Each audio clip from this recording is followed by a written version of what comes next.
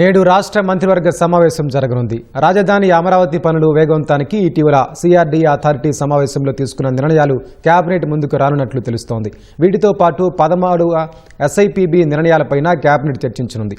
రాష్ట్రంలో కొత్తగా 26 సంస్థల ఏర్పాటుకు సంబంధించి 20,444 కోట్ల విలువైన పెట్టుబడులకు ఎస్ఐపిబి ఇటీవల ఆమోదం తెలిపింది. వీటి ద్వారా 56,278 ఉద్యోగాల కల్పన జరగనుంది.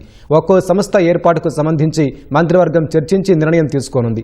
రాజధాని అమరావతిలో 169 కోట్లతో లోక్ భవన్ నిర్మాణానికి టెండర్ల ప్రక్రియ నేడు మంత్రివర్గం ముందుకు రానున్నట్లు తెలుస్తోంది.